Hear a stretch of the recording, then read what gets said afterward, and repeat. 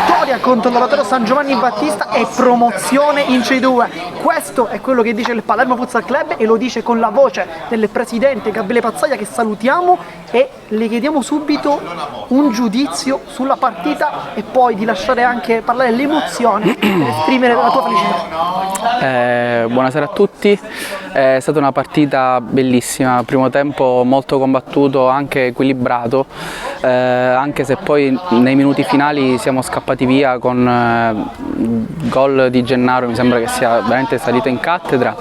Abbiamo fatto un 8-4 a fine primo tempo, la partita poi è finita 10-5 se non mi ricordo male.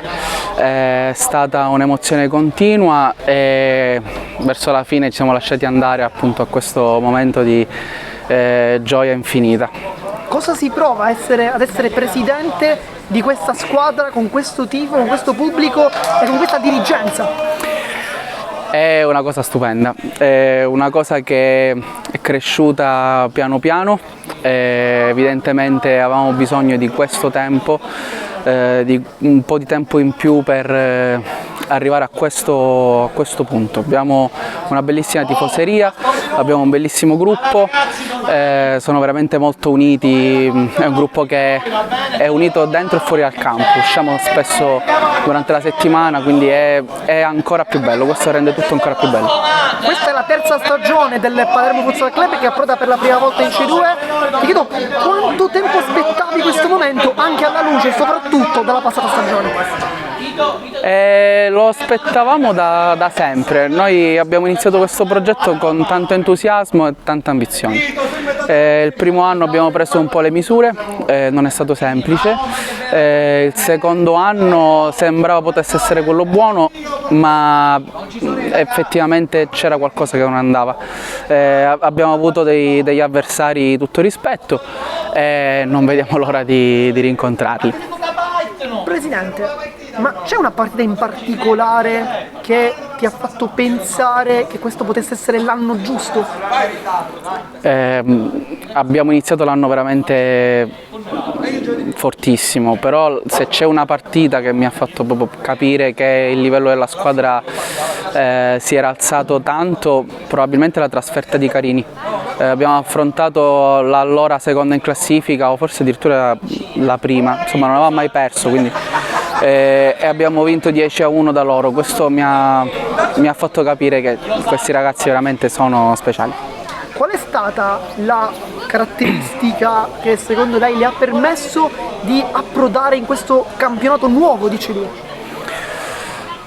C'è stato un grande lavoro di programmazione, abbiamo ampliato lo staff dirigenziale, abbiamo aggiunto al vecchio gruppo alcuni ragazzi giovani. Credo che il mix di tutto questo ci ha permesso di fare questo salto.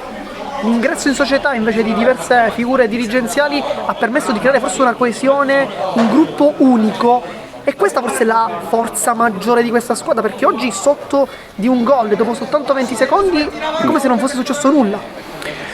I ragazzi godono di grande sicurezza, poi abbiamo un mister e un vice mister che hanno fatto un lavoro incredibile, quest'anno si sono ripetuti.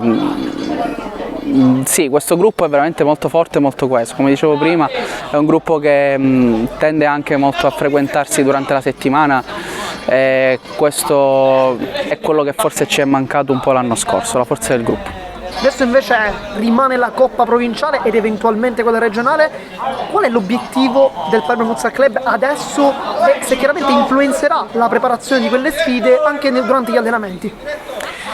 Allenamenti e prossime partite saranno sicuramente un banco di prova importante per arrivare pronti alle partite che contano. Ormai c'è rimasto l'obiettivo della Coppa, che sicuramente cercheremo di vincere. Ci sono tante squadre che stanno facendo un ottimo campionato anche nell'altro girone, nel girone A.